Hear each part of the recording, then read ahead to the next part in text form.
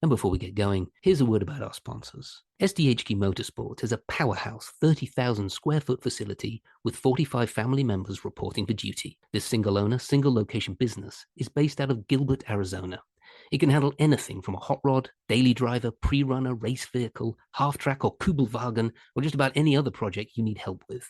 Their skilled staff with hundreds of years of combined experience eats, sleeps, and breathes performance. So go check them out at sdhqmotorsports.com or check them out on Insta at sdhqmotorsports.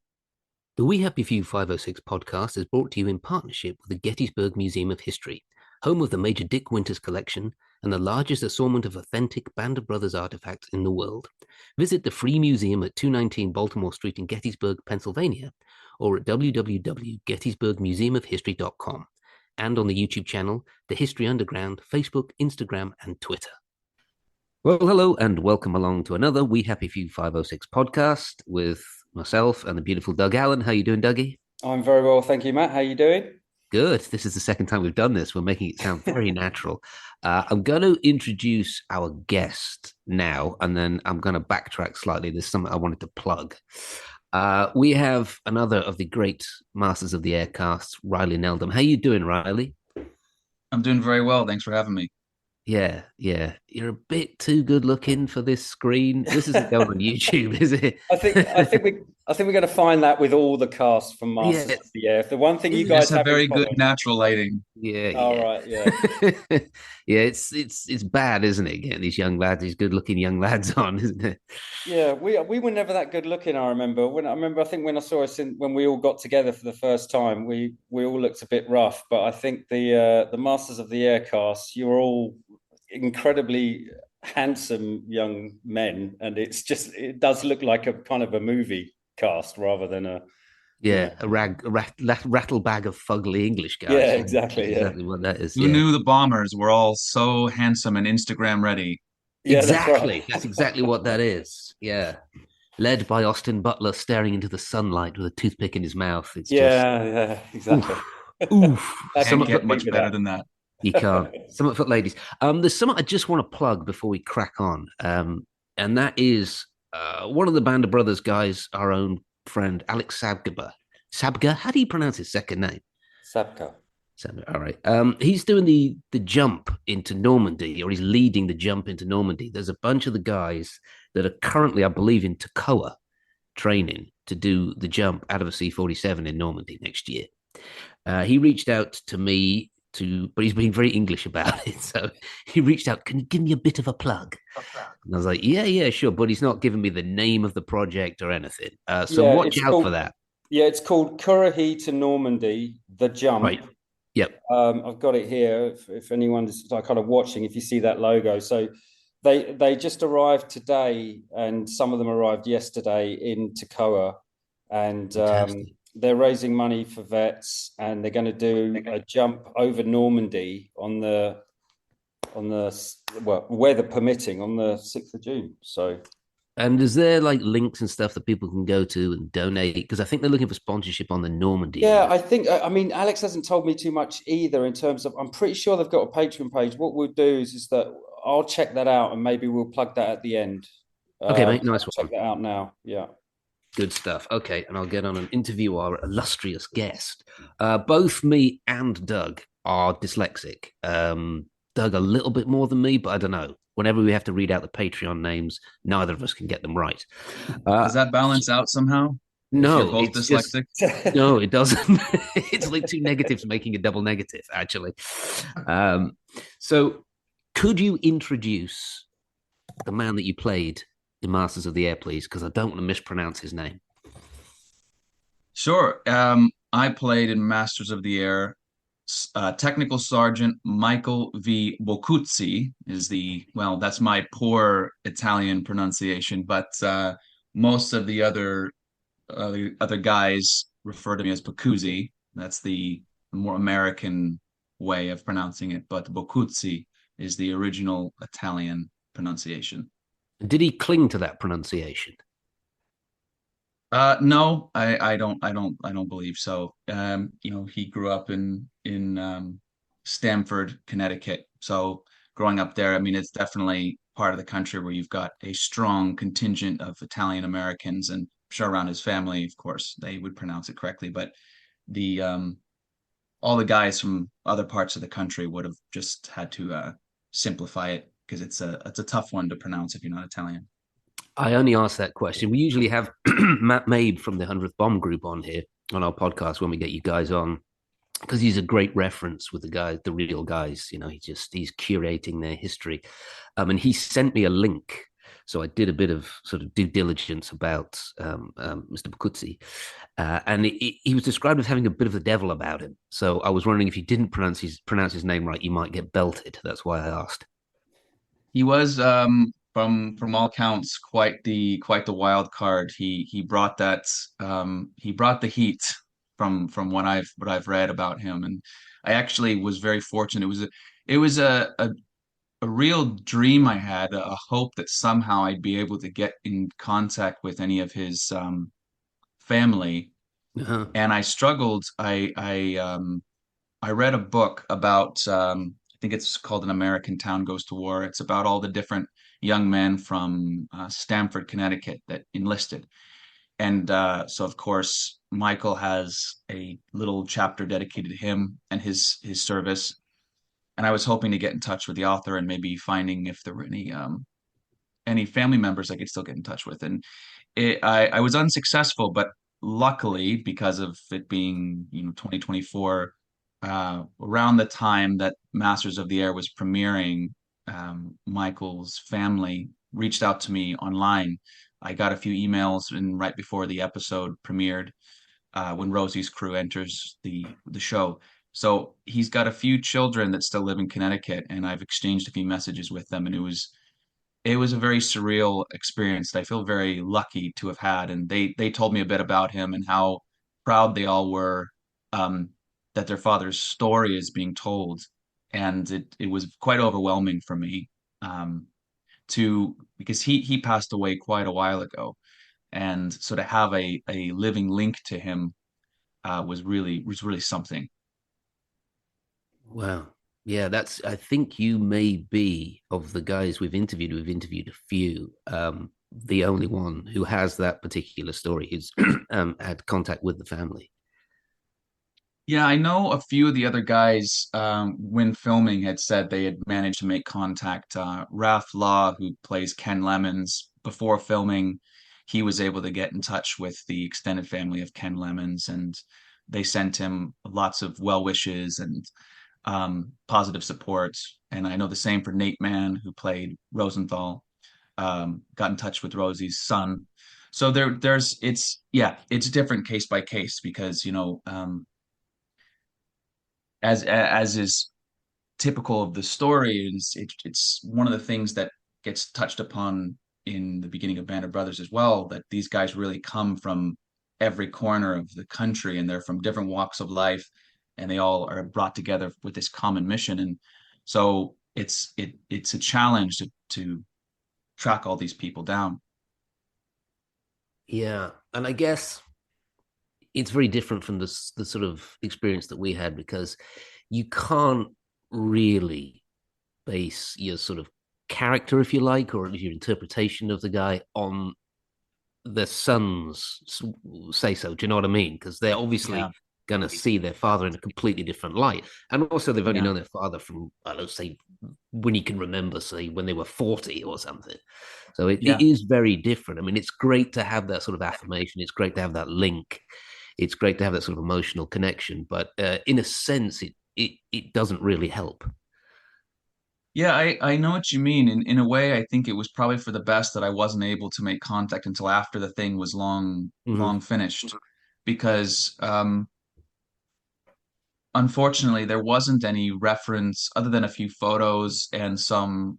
There were some somewhat revealing articles actually that I found, really old articles from military journals. There was a military newspaper for servicemen in the time, and me and some of the guys dug up some of these old articles, and one of them, I can't remember I'll have to paraphrase somewhat, but in the officers club, he was known to, drink a bit and be pretty hot-headed. So there was a few incidents where I think, fights broke out. He punched a an officer in one case and spent a night in the brig. You know, all the kinds of stuff that you hear about in movies, and you think, oh, it's just Hollywood. This is just they're just trying to make these guys, you know, these Hollywood action heroes. But it's right there in black and white. You've got these articles written about the exploits and the stories of these guys. It really put a smile on my face because in the script he's written to be a little bit hot-headed, Uh-huh. but there is confirmation that he did have that quick fuse, and so he was one of the guys that one of the things that we talked about is, and this really came across in the script, that there's a lot of griping and grumbling in for these guys because of the things they're asked to do. They get orders, and sometimes they're very tough orders. But he was one of the guys that could be counted on to always speak his mind, and was the voice for a was the voice, the collective voice of all the gripes, I guess, or the voice of all the collective gripes. Because if something was BS, he wouldn't be shy to say it, and often got himself in trouble because of that. So that little detail, it was great, because not having a lot to go off of, you just have to. I found that I had to take these little bits that I could find and start from there. But as you say, it's you can't really go off of somebody's memories because No. they can have a very different perspective, and so it was a unique challenge. But I found the whole process, and the production's commitment to authenticity. I mean, clearly it was no different in Band of Brothers. The commitment to authenticity just floored us every day. Every day we were Yeah. on set, the lead up to production. It was one of the greatest privileges of my life to be surrounded by people that were so committed to telling these stories faithfully. Yeah, I sort of described your character as the emotional release valve of the show. I feel mildly Yeah, clever for coming up with that, but yeah. I'm going to Listen, use that. you take it, you have it. It's not trademark, but I guess the question that comes off of that, you seem like a very calm and centered human being. Um, not the man I would assume to play this role, actually. But so, what did you draw? Why cast you? Basically, I mean, I think it's. As an actor, I know the answer. You know, the answer is you can't be all over the place and play someone who's hot-headed. It needs to come from an actual bit of flint. I mean, they need to be grounded to do it. Otherwise, it's not real. It's just somebody going off. But why did they cast you? No, that is a very good question. And Lucy Bevan, the casting director in this project, I think that was she tapped into something really magnificent, because the casting process for this production, with any of these kinds of productions like Band of Brothers in the Pacific, the cast is so huge, and there's so many pieces that have to weave in together, and so many narrative threads that combine and overlap, and things move very quickly, and these actors do have to develop a kinship and a sense of camaraderie, because it's all about the ensemble in these shows.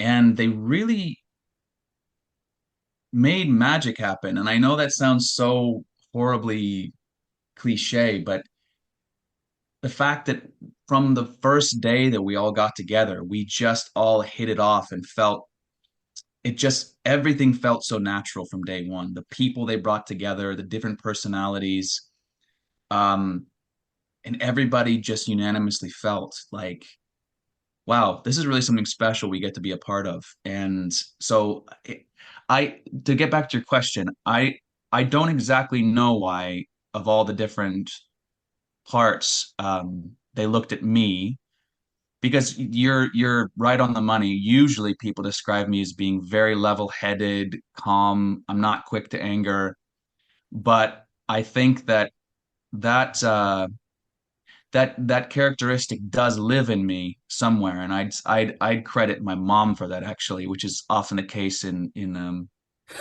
Italian American families anyway. The hot-headed mother, and my mom was definitely My dad was very, very, very laid back. He's from California. He's a stereotypical California surfer guy, just very chill about everything. But my mom, she was she stands about 5'4", but her nickname was Big Jude because she just had this bear energy, this bear mom energy. And so any sense of any access that I have to quick temper and things like that, Mhm. it's that I get from my mom. So it doesn't often poke its head out in it doesn't often present itself in my everyday life, but it's there somewhere. And I don't know. Did they They see it in must have your, seen something. what was your audition scene? Can you remember what your Yeah. So oh yeah. So this is I was saying this to Leighton when we were chatting the other day. So the two scenes that are back to back in episode 5, one is the immediately after we've landed and we're riding towards the debrief, Mhm. and then we go into the debrief, the interrogation scene. So on the ride over, Boccuzzi has a little bit of a breakdown moment, I suppose you could call it, and he really voices his sense of despair about the fact that we're going up and down and up and down, and it's just hopeless. It feels hopeless. So that was the scene that I read for, which is the emotional peak of the episode, I think, at least when the all that tension, because there's this long, protracted, tense fight that's happening in the air and the planes are going down, and then it's just so still and quiet, and then all that tension of eventually erupts in that one little speech. So that I think was the key moment for that character, Mm. and happens right towards the climax of the episode. So that was one of the scenes that I prepared. Um, the other scene that follows immediately afterwards actually wasn't originally written for Boccuzzi. Unfortunately, one of my cast members, his name's Francesco, he played the ball turret gunner. The interrogation scene where he's describing having seen the planes that went down and that he didn't see any chutes, that was originally written for his character, but tragically he had to take some time off because he was sick, so he wasn't able to come in to shoot. And that day I arrived, it was actually my first day on set, so I was expecting a very laid back day. I'm in the scene, but I'm in the background leaning against the wall, is how it was described, and like a lot of the guys, just thousand yard stare. um, I thought that's great. It's been a while since I've been on set. This will be a good way of just getting in the space, getting That's back in right. the headspace of being on set, but I Yeah. don't have to do anything. I can kind of ease my way in. And right before we got on the trucks to head over to location, they said, "All right, we've got a situation. Francesco is unable to make it. So, would you be willing to pick up these lines? You think you could handle that?" And of course, the immediate instinct is, yeah, I got it. Yeah, let's do it. But it was very nerve wracking. But I think that and I know this is, I'm sure, the experience that you can relate to on Band of Brothers when you're around a solid ensemble of actors and good creative people. Um, even if you're really thrown in and just have to make it up as you're going along, their level of professionalism and their abilities, it's the rising tide lifting all ships. Yeah. I felt confident to step in and do it because the bar was set very high by the other performers on set, and I realized, okay, this is my time to step up and do this. And so it was a real baptism just to leap in head first. But I was glad that happened because after that I felt like, all right, I've crossed the threshold. I'm in it now. And so the rest of the production I felt was a bit, Yeah. It so must it have been, ran pretty smoothly. it's a bit of a godsend really, because like you say, you must have been vaguely familiar with the scene because you did it in your audition piece. So it'd have been there, but in the background, but then you wouldn't have had all of the energy wasting of nerves and stuff that we get before we have to do something, early on. You were Yeah. just thrown right into it. Very little time to think, but you must have already had a base performance in your mind from your audition, but you did the work for it probably weeks or months earlier, maybe. Perhaps, did you Yeah, feel? that's a good point. That's a very good point. I think that it would have, it's easy to agonize over these things for days. And oh my Mm, God, I'm going to be heading on set tomorrow and I have mm, to nail it. And so the fact that I wasn't expecting to do anything and then just thrown in yeah, a few minutes beforehand, I think might have been the best thing that could have happened because I didn't have time to build up any expectation.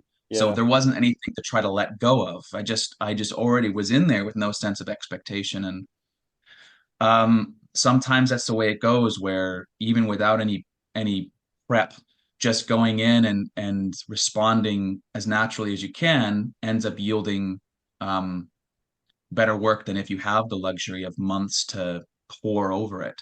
yeah, And that tends to be the way it works out with me. I'm always working against this compulsion to prepare so much. And yeah, sometimes the best gift is when I just don't have the luxury of doing that and just see what happens.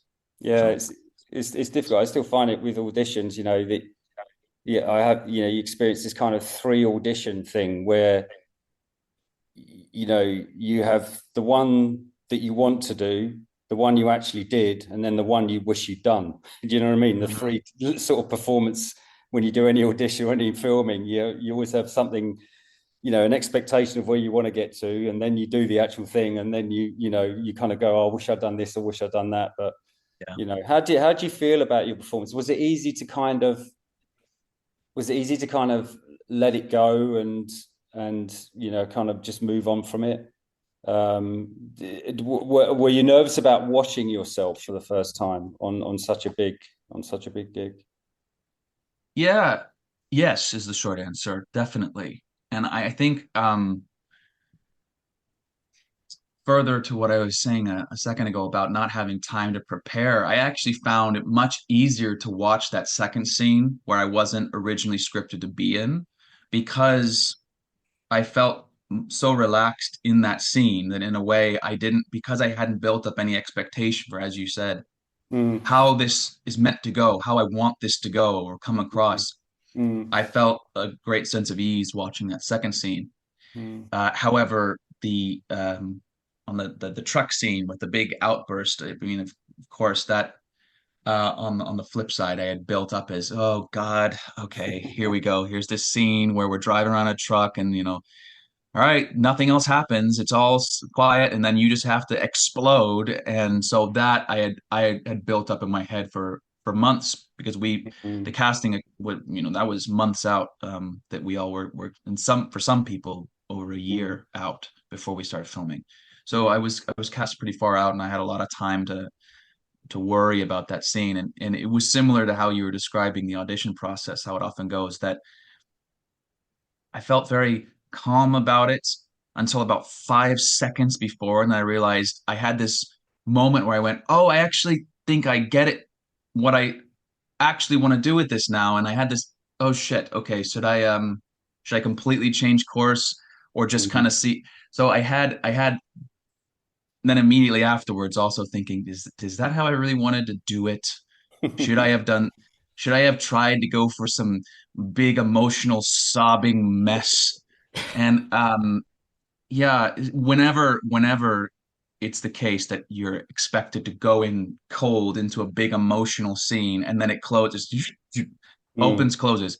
It's very tricky to navigate that. And mm, it's not the first time I've been asked to do something like that, but I can honestly, it's not my forte to just turn on the emotional valve and enter a scene. So it felt very awkward for me. But we did a lot of takes, and they happened to pick the one they picked. So yeah, that's how it worked out. good Yeah, and work. that Good take work. made it into the trailer, so it can't be too Yeah, exactly. bad. Yeah, I don't know if you've seen how much time you spend on social media and how meme friendly you are, but I don't know if you've seen the Leonardo DiCaprio meme from Once Upon a Time in Hollywood, where he sees himself on the TV show and he's drinking a beer and he Yeah, clicks yeah, his yeah. fingers and points. That is exactly when the trailer dropped. I never in a million years thought that my character would make it in the trailer because I thought, humbly, I was working on this project for a long time, but that's mostly because the in any scene the crew travels together. So I'd be there a lot, but in terms of having real feature camera time was pretty limited. So it was a fairly small character, but uh, to have had that moment make it into the trailer, it was exactly that. I was watching it at home and pointing, going, "Hey, hey, hey, that's me!" So Yeah, I was tickled. Yeah, I've the same things. I very little to do really in the overall show and the big scheme of things. But one of my sequences made it into the credits at the opening. With the motorbike with Mhm. Malarkey, and that was cool. So It's yeah, nice. It's very nice. yeah, it is. Yeah. yes, I was thinking about this well, last night or this morning, one of the two. When you're in a show, a big show like this, a big ensemble show, and just like you said, a lot of the time you're just kind of hanging about, Yeah. or you're sort of like in sort of a mid shot or back shot or the rest of it. But then you have these scenes that you know are coming, and it's sort of in the back of your head, like at one point I'm going to do. I don't know when it is. Like they might do it today. They might do it. It's a little bit like waiting to bat in baseball. You sat Hmm. in the pen for ages, and then you get out, and you've basically got three strikes, and you're done. Do you know what I Yeah, mean? Hmm. That's it. If that's a you really good miss the ball analogy. three times, you're That's a done. really good Or if you analogy. twat it behind you and it's a foul, you're done. So, like, it's hard. You guys will understand what I'm talking about here. But I'm just trying to describe it for people who don't know.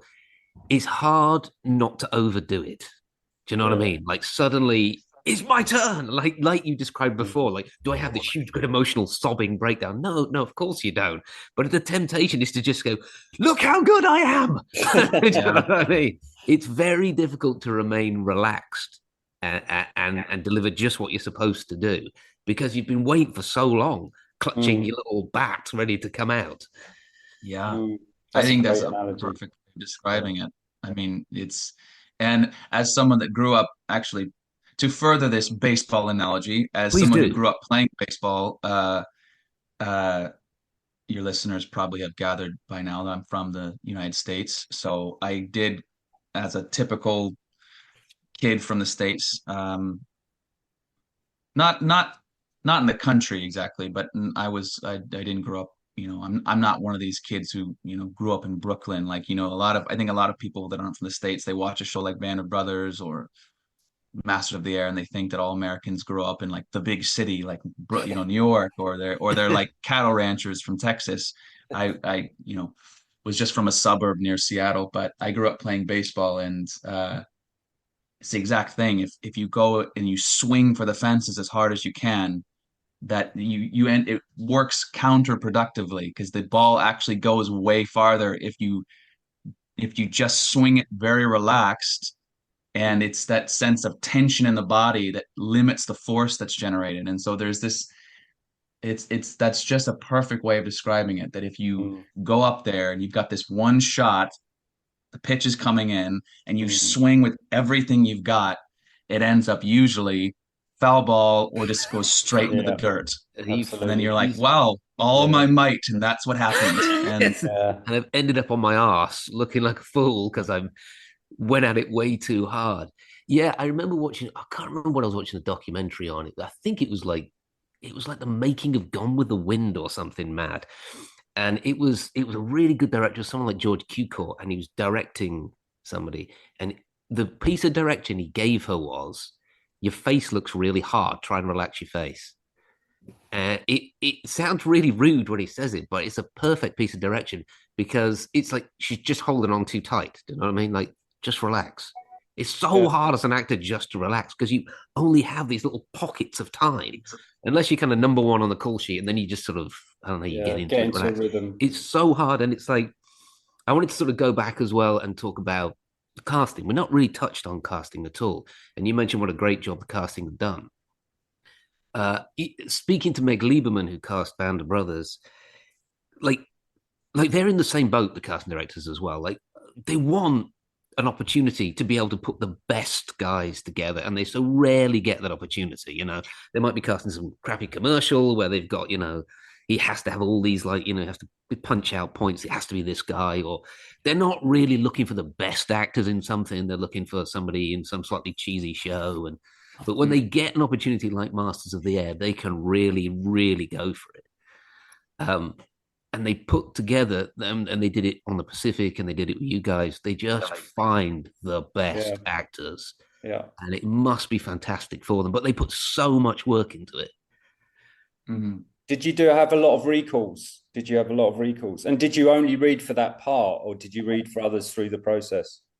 Yeah, so I think this was the case for a lot of guys. So quick history about me around the time that Masters started casting. The reason why I moved out to London, originally I'm from Seattle, as I mentioned. I lived in Los Angeles for about 5 years before I moved to London. And I never did an undergraduate program after I left the house when I was young. I just sort of traveled and stitched together a rougher education, I guess. Um, and when I was in Los Angeles and feeling a little bit disillusioned with how life was going there, I just really didn't feel like it was the place that I wanted to stay for the long haul. So I started thinking about other choices, and I just had the idea of going back to school, and so I applied for a 2 year master's program at drama school in London. And so I came out here and I went to a school called Lambda, Mm-hmm. um, which, actors will Yeah, all know that one. yeah, Non-actors maybe have never heard of it, but a fairly prestigious drama school out here in London. And I did 2 years there, and I had just turned 30 when I left LA. So it felt, on the one hand, kind of like a risk stepping away, taking a lateral move and stepping out of, the career mode for a couple years. Felt like a little bit of a risk, but in hindsight, I'm really glad I did. And I just have always really loved London, and having the opportunity to stay. I mean, booking Masters of the Air, getting cast in that was a huge part of me being able to stay for up until now. Um, so I had been in school, and then I immediately got involved with Masters of the Air almost the day after I graduated was the first day of shooting. I mean, it was wow. really that back to back. But so I have a tendency to go off on long parenthetical thoughts. But to answer your question, I will circle back to it. Um, for a lot of us, we read for multiple parts, and I originally was reading for the part of Ken Lemons. So I had done, as is typical, and because it was, I think, during lockdown when they were casting that part. So I had done a self-tape audition for it. I think I did two self-tape auditions for it. So they wanted to see one chunk of scenes, then another chunk of scenes. And then I went in for a recall, and of course that had to be done on Zoom. So few more scenes, and then the casting process, because they were looking at all the key characters, that took several months. So it was a long time waiting, and they had to get everyone, all the executives from Apple, the directors, everyone had to get together, and it was a long process. So I didn't hear back about that, and I was still in school at the time, so I was luckily focused on other things, but I didn't hear back about that for about 2 or 3 months. And when I got the word that they were going, we were going the other way with that, I thought, well, that's unfortunate, but it was a dream, because I grew up. I had the box set of Band of Brothers when I was a kid. I watched that show religiously. It's strange to think about it now, but as a 12-year-old, I think when that show came out, um, strange to look back and think, wow, even as a 12-year-old, that show really tapped into something so unique that I was hooked on it. I watched that show back to back so many times. And so even having the opportunity to be in the arena for the next Mm. installment of the franchise was great. But fortunately, because Lucy Bevan had thought that even though that role didn't go my way, that I think being American, being in London, and I don't know, being able to capture a character of that era, she thought that she would have to find something else. And so a few months later, when they were looking at Block Two, which was Rosenthal's crew, she looked at the the list of characters that they had to cast, and that's where they chucked me back into the mix with Boccuzzi, and that was another round of Zoom recalls, reading a few more scenes, a few scenes that were from earlier episodes, and just to get the sense of, can you portray that sense of camaraderie? You know, there's the high intensity battlefield scenes, more emotionally tense, but also they need to show these guys when they're all just back at base and they're just guys, young guys hanging out. So the contrast of those two scenes they had to see. And after that round, it was a little bit quicker. I heard within the next week or two, and I was at school, and obviously shouted from the Say, rooftops. yeah, yeah. Would That's you great. do that thing where you're just like, sorry guys, I've got to go off and shoot the new Spielberg show. You know what that's like. Oh no, you don't, do you? I'm sorry. Yeah, it was really funny. All a little memory from my last months at Lambda. We were doing, I won't say what it was because I don't want to badmouth any playwright, but we were doing a show, and I just absolutely hated it. I just was so not invested in doing the show. I was really, there was just no part of it that I could get to sink my teeth into and really feel like, yep, I'm on fire for this project. I'm loving the play and the production and the character. Everything just felt off. And so knowing that I was going to be leaving, and then the after the last performance of that show, our final end of year performance, I'd be transitioning into something that I did feel much more creatively turned on by, was very helpful. And I remember we did a couple days of boot camp. Um, and so I went to the boot camp, and they got us all kitted up with all the equipment and the full outfits. And I took some pictures in the costume, and I just felt so cool. And when I went back after doing the boot camp, I had to go straight into the final technical rehearsal for the show. And I walked in and just thought I was the biggest stud in the world, because I walk into the theater and everyone's like, hey. And I'm like, all right, guys, come on, come on. It's all right. I'm just one of you, right? And I start showing off this photo, like, yeah, you see that? That's me in a bomber outfit.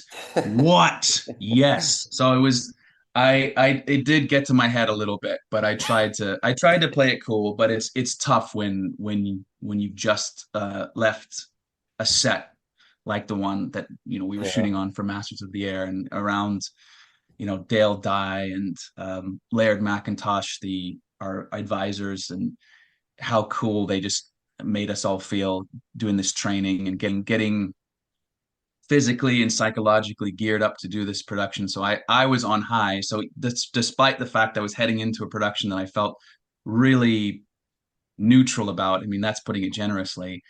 I just felt so alive knowing, like, I had just come. So Mm. nothing could disturb me at that point. Yeah, yeah, yeah. I was happy as a clam to even do That's this how play. Like, Matt feels every day, isn't it, Matt? Yeah, that's how I feel every Just, day. I feel happy as a he just clam. turns up in his I just aviators, and that's it. Like everyone else one is time I'm dead. not wearing my aviators. Yeah, yeah. I don't And a mean headband.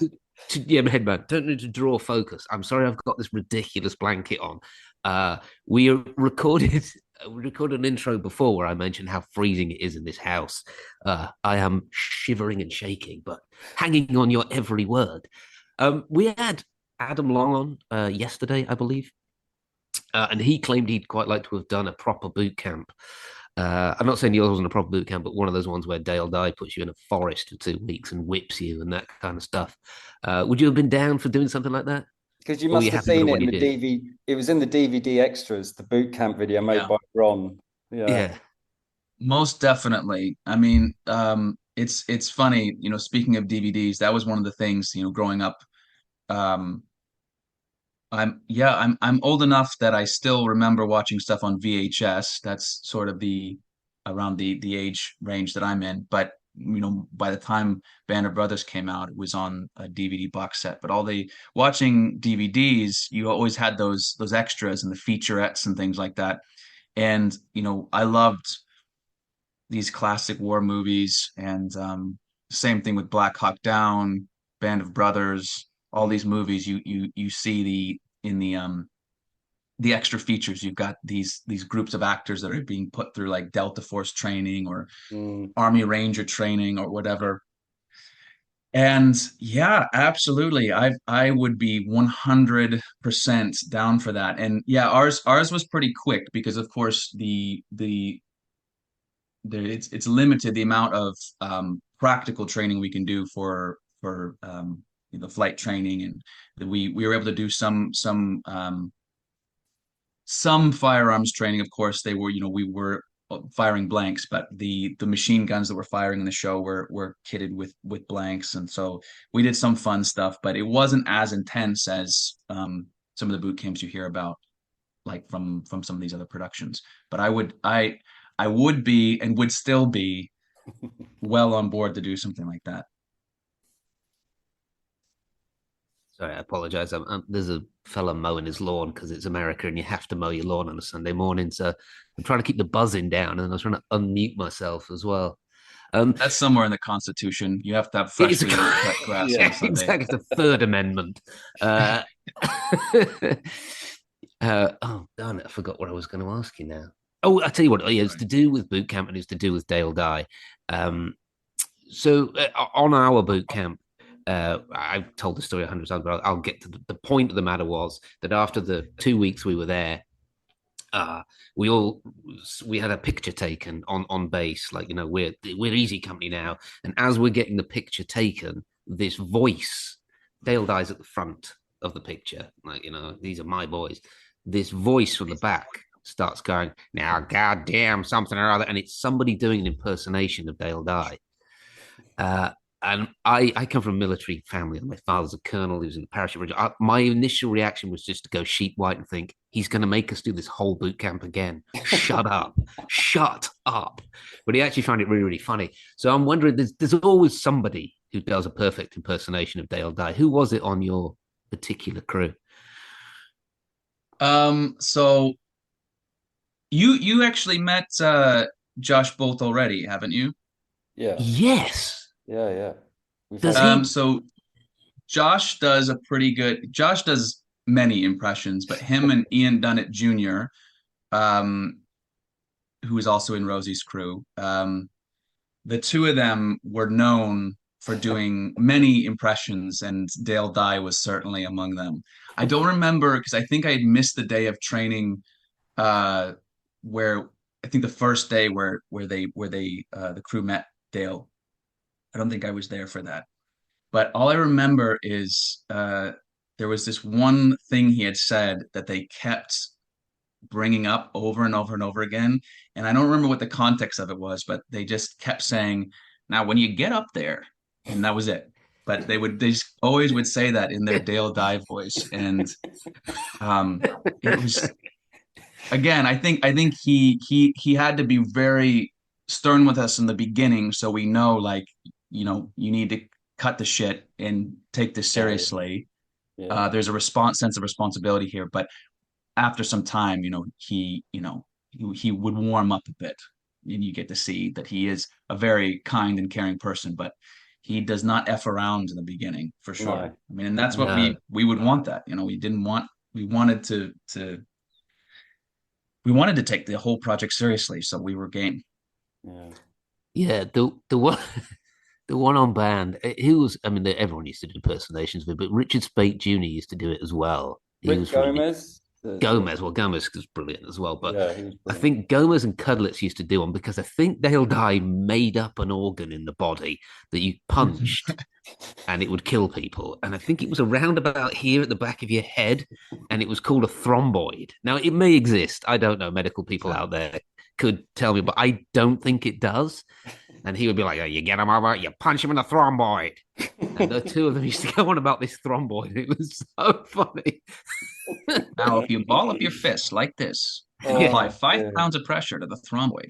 Yes, exactly. To the thromboid. Kill. That's from So an army manual in 1945 Yeah, for sure. exactly. yes, Yeah. exactly. Karate Neil, I chop. don't mean to pick you up on this one. I'm not seeing the word thromboid anywhere. So I got a slightly facetious question because we've had you for almost an hour, so I'm slightly winding up now. It's not facetious, but given what you know, given the training that you went through, given the guy that you portrayed, and being in the cockpit and all the rest of it, and realizing the chaos and terror of just being helpless in a tin can with flak coming at you. If you had a choice, you personally had a choice between infantry, air force, or a submarine, which would it be? Definitely not submarine. That I Yeah, can rule it's the out. last. Yeah, I I I I think that's the nightmare scenario for me. I'm not particularly claustrophobic, but there's nothing about that that appeals to me. Yeah. Um, I just couldn't do it. Uh, I mean, amazing that there are men and women that get in that sub and serve yeah. and do this. And no disrespect to them, but I guess I don't know. I'm not psychologically strong enough to do that job. I'll happily say that. What were the other choices? Infantry, but I'm talking like frontline infantry. Mhm. Yeah, like just Frontline proper in the infantry. trenches. See, I Mm. always think that's the one I couldn't do. I couldn't do a sub either, but I couldn't. I think I could be all right. I would be all right in like a commando capacity, just like a couple of days, and then I have to go home. Mm. You know what I mean? Back in I time for tea couldn't. and Yeah, medals. Yeah. I couldn't sit in a trench for weeks after weeks getting shelled. I would go nuts. Yeah. So I think I'd have to go. I'd have to be in the Air Force. I'd have to at least at the end of the day. I don't know. I guess you go home. I don't know. Well, if we're speaking specifically about this era of warfare in during the Second World War, I think the I understand what you mean, the terror and the psychological stamina it takes to be on the front lines for weeks on end. It's an interesting question, and one that I feel Masters of the Air does examine to an extent how it stretches you in a very different way psychologically. If you're going to 100% like the worst possible combat you could be in, and then a few hours later, if you make it, you're in a nice air conditioned room with a bar and Mm. hot showers and food. So and the book Masters of the Air talks about this quite a lot. What this would do to people, ping ponging back and forth between waking up 6 a.m. You're going up. There's a very low likelihood you're going to survive, but if you do, then you're back at base or you're in London and you're just drinking with the guys and some of your friends are not there. So that reality of ping ponging back and forth between those two extremes of being in a secure army base far from the conflict zone and going back and forth versus these longer stretches where you'll be cycled in and out for you'll have a run on the front line and then you get cycled out and you get cycled back in. I think I mean it's a really tough question. I think that the it's like here's how I would describe it. It's like the arrogant thing that people say I could never get in a self-driven car because Mm. even though statistically speaking they're way safer, I would just need to be in control because I'd feel safer knowing I'm in Mm. control. I think that's where my mind goes to when I think about the difference between being in a plane where you really have you're giving over control of someone else is piloting it. There's so many variables that are completely out of your control versus the 2% of agency you feel to have your feet on the ground maybe is the thing that would tip me in that direction to say maybe because I'd have more of a sense of autonomy of movements. That I mean, it's a tough role no matter what. But I think being on the ground would be my preference. Um, but it is a tough job. What would you do, Matt? Which one would you choose? The air, yeah, definitely. I think Yeah. like massive amount of adrenaline. I don't know how to be terrified, whatever. But I think, given the choice, I would go. I would be in the air definitely. It's the longevity of being on the front line. I think I would lose my mind quite quickly. Yeah. What about yourself? I think I would have, yeah, submarine or front line. Different, yeah, because the consistency.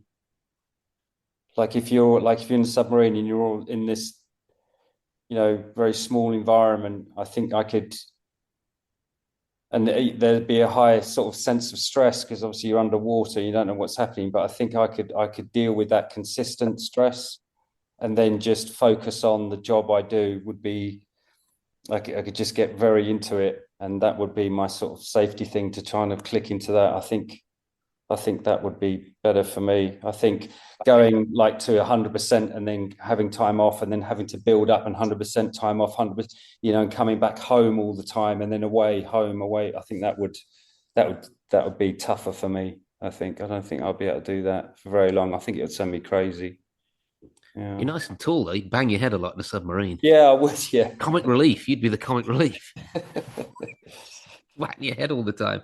Um, all right, so we've had you for almost an hour, Riley. I've got two questions though. The first one is, so in 20 years' time, when you're on a podcast talking to whoever's doing the sixth installment of Masters of the Band of Brothers of Masters of the Air, what's the one scene or the one moment from Masters of the Air that's just going to take you back? Like, I'm back on set, when I think about it or whatever.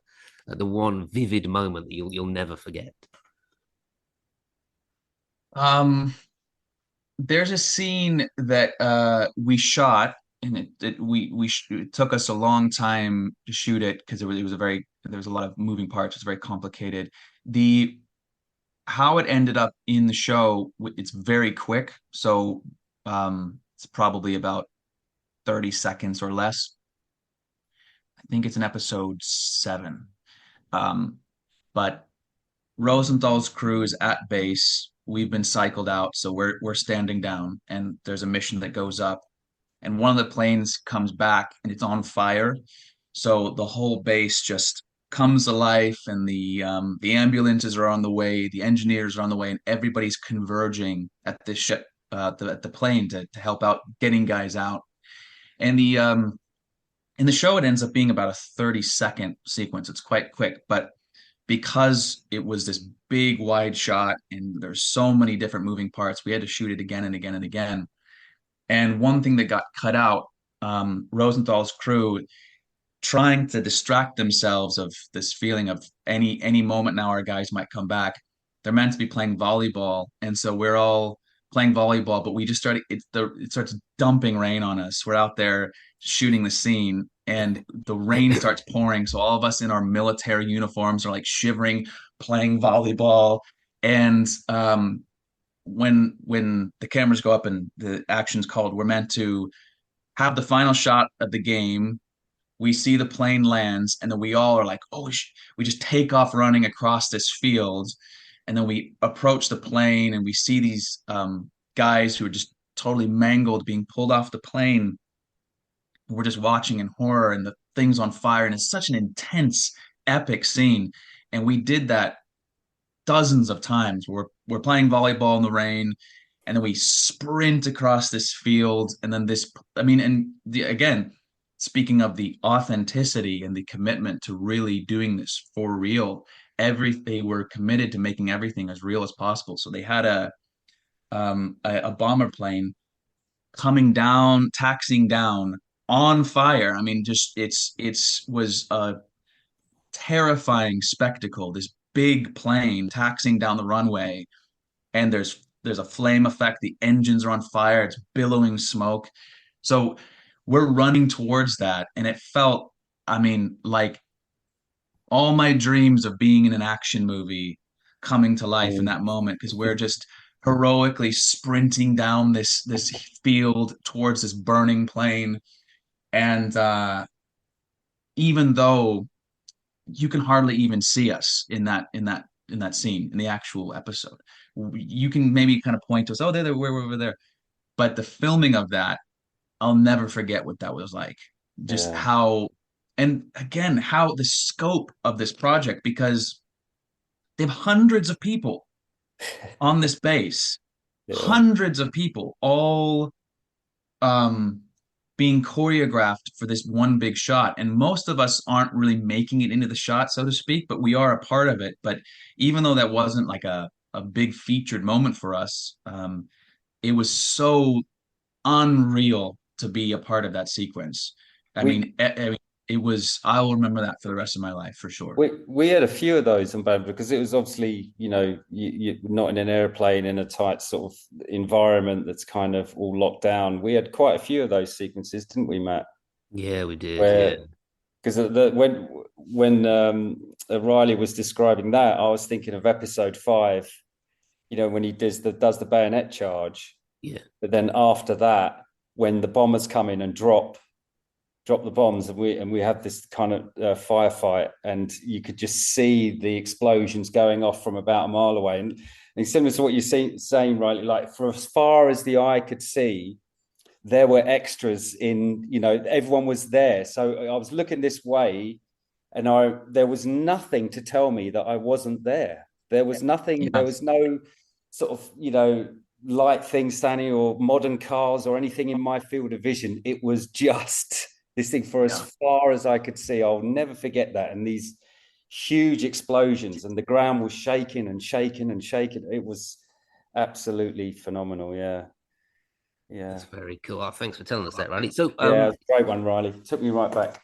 last question. So we subhead our podcast to Nearly Men, and I always ask this of all my prey. Is there something you nearly could have been? It can be a part that you nearly got, or I nearly ended up being a violinist in the Lincoln Harmonic Philharmonic Orchestra or something. Um, that is a good question. Hmm. Well, so yeah, in keeping with this show, I think when I was young, I made more of a real effort to pursue acting as a profession when I was about 21. But there's being so fascinated with growing up watching these kinds of movies, there was a part of me, I don't know how seriously I considered it, but I considered, instead of going to school or training, doing actor training, potentially enlisting in the military. It was maybe more of a flight of fancy, like because I felt lost and I was thinking, I'm not sure what to do at this juncture of my life. So I did think about that at one point. So to say nearly, I don't really know. I mean, I think I'd be lying if I said it was like something I was really seriously considering. But I did always, I've always had mad respect, absolute respect for people in the armed services, and so I considered it. The wankier actor answer to that question is the first job I ever booked on a TV show was this Poor Man's Walking Dead on the Sci-Fi Network in the States. And I booked a big part on that show and then was fired 5 days before filming. So very brutal first experience into acting. So that was my, not to say that I don't imagine my career would necessarily look way differently, but I had booked for me at the time being, I was I don't know, probably 22, 23, living in Seattle. So the idea of booking a big part on a TV show, even a fairly small TV show, was such a big deal. And I had told everybody I know, I'm gonna be this badass motorcycle riding apocalypse surviving guy in this zombie show, and then I got fired 5 days before because I was very young. I looked very young, and the character was meant to be an absolute badass. And I think just did a good job in the audition. I can honestly say that the casting director helped me do a good audition, and they cast me in that part. But I think when the production was gearing up to start, they started getting cold feet and thinking, oh my God, do we really think this kid is the right fit for this guy he's meant to be like an absolute stud, like, badass, machete wielding, zombie killer. And I was game. I really was amped to do it, but they ended up 5 days before filming. I had even gotten my motorcycle license to do this show. I paid for it myself. I went into a crap town near Seattle. I drove down there at like 6 in the morning for a week straight to learn how to ride a motorcycle on my dime. And I failed the test the first time, retook it the second time, and I got my motorcycle license, which I've never used. Like I learned how to ride a motorcycle for that TV show because I told them I could. They're like, "Can you ride a motorcycle?" Yeah, sure. And as soon as they passed me, I went, "Oh my God, I have to learn to ride a motorcycle." So I took this course, and then the day that I passed my test, not joking, the day I passed my test, my agent called me and said, I've got some news. You might want to sit down. This is going to be a tough one." And I was thinking, oh God, what has happened? They said, "We're really sorry, but since you haven't technically signed a contract yet, you're out. They're going to go another way." Oh, that's tough. So my I don't know. It's kind Oh of my a goodness. That's just a tough lesson. That's a good lesson to learn early. Like you never, we were talking about this yesterday. You have zero expectations and never believe. Like for me, I don't have the job until I'm at unit base, and I'm about to yeah. get called. That's when I believe it. Up until then, anything can go wrong, and it has done. But you do have I would suggest you buy a motorcycle and get riding because there's lots of good roads around London, and I think you're going to love it. Yeah, go down to the bike Yeah, shop on the way. Yeah, I'm definitely, it's definitely something I'm considering. yeah. I have thought about it because I know how it's been now 10 years since I rode a motorcycle, but it's like riding a bike, It is as they exactly say. like riding a bike. Like a motorized bike. I like the fact that we finally found his anger as well. Did you see that? That's it. There it Yeah. is. There Oh it yeah. is. It's Yeah. that is something. So a lot of colleagues, a nickname I often get in the workplace is Ranting Riley because that's something that it's there are everyone's got their trigger points, and sometimes I will get touched by Yeah. something and it will send me off. Yeah. I've And got quite a what few. I refer to it as a passionate rant. Some people are like, "Why are you so angry?" And I'm like, "It's not anger. I'm just very. This is important." Yeah. Get that as Fantastic. well. Oh, well, Yeah. thanks so much for coming on, Riley. Thank you for your time. It's been great. Real good chat. Yeah. Yeah, Thanks so no, much, it's been an Barry. absolute pleasure. I've loved it, and just so nice to meet you both. And You I'll too. say before we sign off, it. You asked me what it would be like if the shoe was on the other foot. I mean, but it is very much it's surreal being here with you two because so I watched that show when it premiered when I was young, and then I obsessed over it and I bought the DVD. So I've watched them all. I've watched you both in this show many times.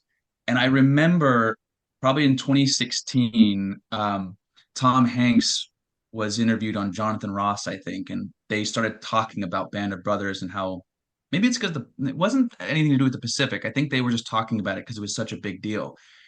And he was describing what it was like casting that show. And he did this impression of all these actors playing American parts were recent drama school graduates from London, and how they have this cast, which is hundreds of American guys, and they're all being played by British actors. And they kind of made light of that. And I thought, man, I just was born at the slightly at the wrong time because if I was born slightly earlier and I'd been going to drama school, maybe that could have been me. And I had no idea that Masters of the Air was in production. Like I didn't have my ear to the ground. I didn't know that it existed. I found out that it was being produced when I got the offer to audition for it. So, and it happened while I was at drama school in London. So it was just really a surreal moment, like the whole thing coming full circle. Because when people ask me, which I'm sure you've been asked many times in your career, what's like the dream role for you? What Mm. inspired you to become an actor? And all those really banal questions that you just figure out however you want to answer them. But one of the things that I always think of is it's shows like Band of Brothers that I would see and go, oh, to be a part of that kind of ensemble driven show that's epic and dramatic and funny, and that was a big part of why I want to be an actor. It's a big part of like the kind of work that I'm interested in doing. So, and then seeing that interview and thinking, I missed the boat on that kind of thing because they're never going to do a show like that ever again. And to see, it said the email subject was self-tape request, Project Whirlwind. And I thought, what the F is Whirlwind? And then it said like, Steven Spielberg, Tom Hanks, Gary Goetzman, like, oh, I'm like, what the hell? What is this? The follow-on to the much celebrated Band of Brothers. And again, just the whole 20-year coming full circle moment. So it's been a pleasure to be a part of it, and I'm so jazzed to even been asked to be here. So pleasure is absolutely all mine.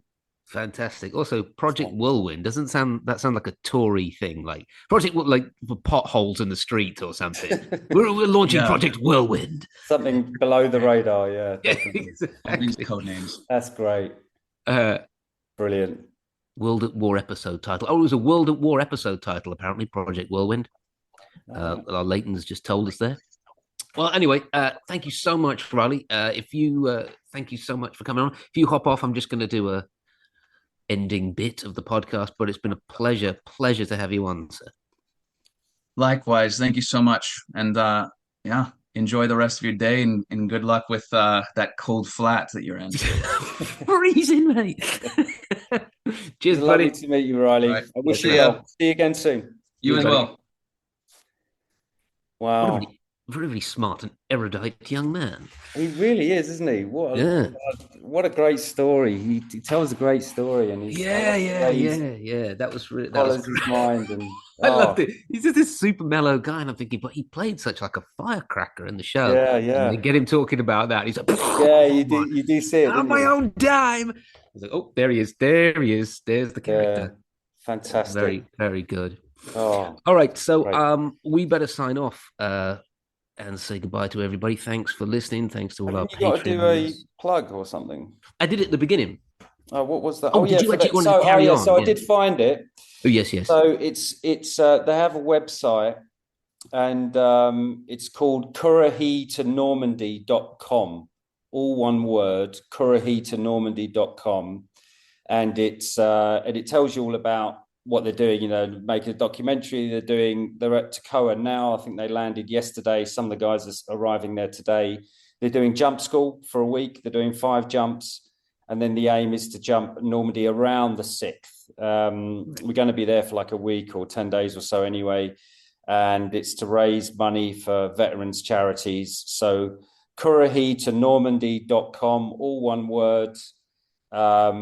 You can donate there, I think that would be a worthy thing, a worthy cause as well. So to chart the progress of half a dozen 50-year-old, slightly overweight and balding mentally ill men jump out of aeroplanes more than once, and with the hope of, I've just got this vision of it being a cloudy, rainy day in Normandy, and they just go, look, just do it anyway, and doing it, and then they're having to pull people out of the ocean, out of the English Channel, or from the top of a school building somewhere, Yeah, exactly. Hooked onto the steeple at St. Mary-Glees. Yeah, that's right. If you want to hear a 50-year-old man scream solidly for 3 minutes, fantastic. Well, listen, guys, thanks for listening, and we'll catch up with you soon. We've done a couple of these back-to-backs. We may not record next week, but you won't notice the difference. But thanks very much, and see you again. Bye. Yep. See you guys soon. Ciao.